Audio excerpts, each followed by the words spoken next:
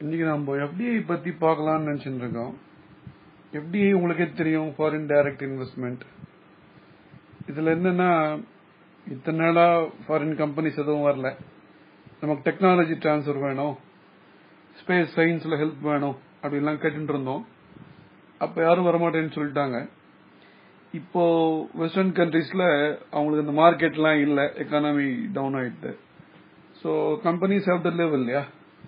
So they are exploring other markets. அப்போ இப்போ டபார்னு India மேல ஒரு அதீதமான ஒரு அக்கறை வந்து, ஆஹா இந்தியா ஒரு பெரிய எக்கானமி ஆச்சு, இந்த மாதிரி அவங்க அவுடேட்டட் ஃபார்மிங் மெத்தட்ஸ், அவுடேட்டட்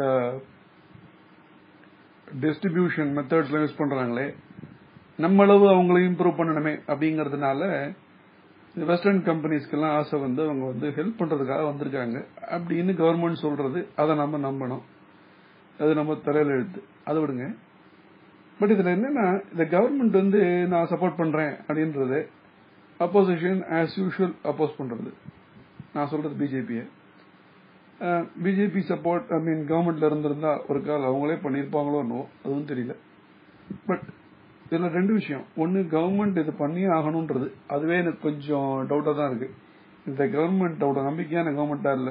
இவ்வளவு தூரம் இதுல முனைஞ்சு ஈடுபடும் போது என்ன ஹிடன் எஜெண்டா என்ன?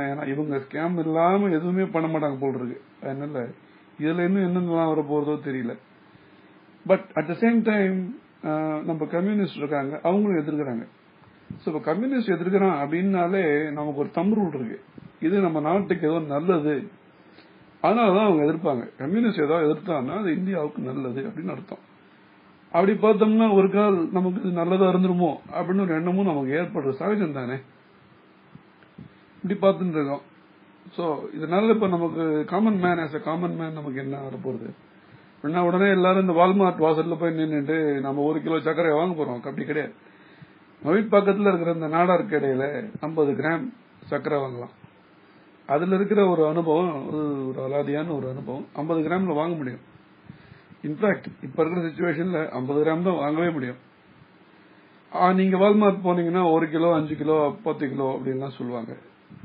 கிலோ கணக்குல எல்லாம் சர்க்கரை வாங்குறதுக்கு நம்ம லோன் போட்டா தான் முடியும். ஏன்னா இப்ப 1 கிலோ சர்க்கரை வாங்குறதுக்கே நம்ம லோன் போட்டு வாங்க வேண்டிய ஒரு சூழ்நிலையில தான் நம்ம எக்கானமியை கொண்டு நம்ம வச்சிருக்கோம். அதனால ஐ திங்க் எப்படியே வந்தாலும் வரலனாலும் இது ஒரே மாதிரி தான் இருக்க போறது. ஆர்டினரி மேன் அப்படி தான் இருக்க போறான். ஒரு சில பேர் இல்ல I shop only from Walmart, I do online shopping அப்படிலாம் சொல்றவங்க இருக்கிறாங்க. ப்ராப்ளி அவங்களுக்கு இது உபயோகமா இருக்குமோ தெரியாது.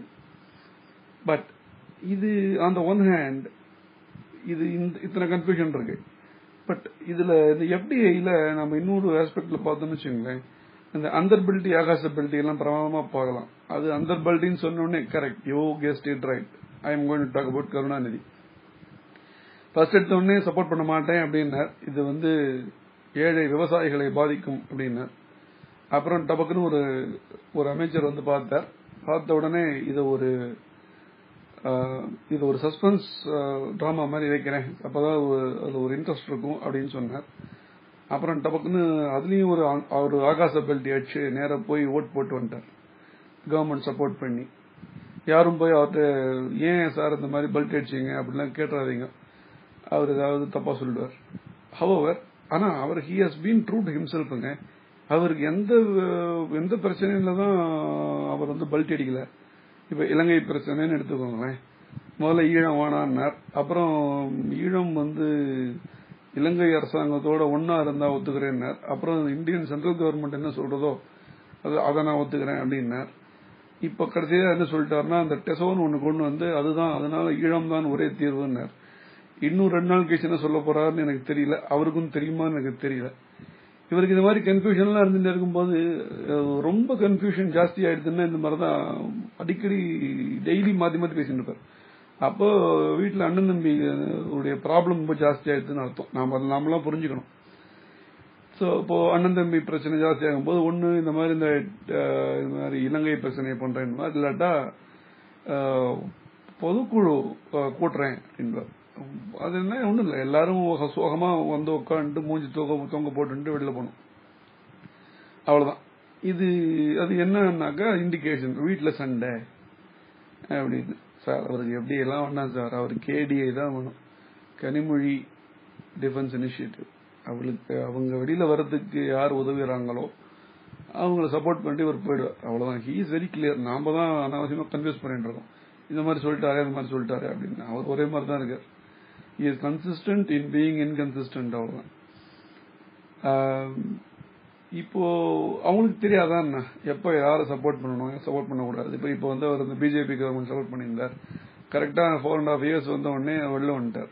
ஏன்னா அப்பதான் அவருக்கு வந்து ஞாபகம் வந்தது, ஆஹா நாம இந்த மாதிரி செக்யூலரிசத்தோட இல்லாம இருக்கமே அப்படின்னு சொல்லி ஞானோதயம் ஏற்பட்டு வெளில வந்துட்டார். அது மாதிரி இது மாதிரி வேற ஏதாவது ஐடியா வரும். இப்போ இன்னொரு 1.5 வருஷம் இருக்கே, இன்னொரு ஒரு வருஷத்துக்கு அப்புறம் ஏதாவது ஞானோதயம் வந்து வெளில வரலாம்.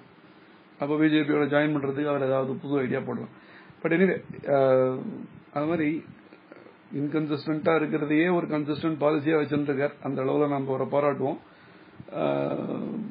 பாராட்டி அந்த ஆங்கிள் தான் இந்த அவருடைய எஃப்டிஐ அப்ரோச்சையும் நம்ம அணுகணும் அப்படிங்கிற பகுத்தறிவு நமக்கெல்லாம் ஏற்படணும் அப்படின்னு சொல்லி எல்லாம் வல்ல அந்த இயற்கையை வேண்டி இந்த வாரம் இதோட முடிச்சுப்போம். மீண்டும் அடுத்த வாரம் சந்திப்போம். நன்றி.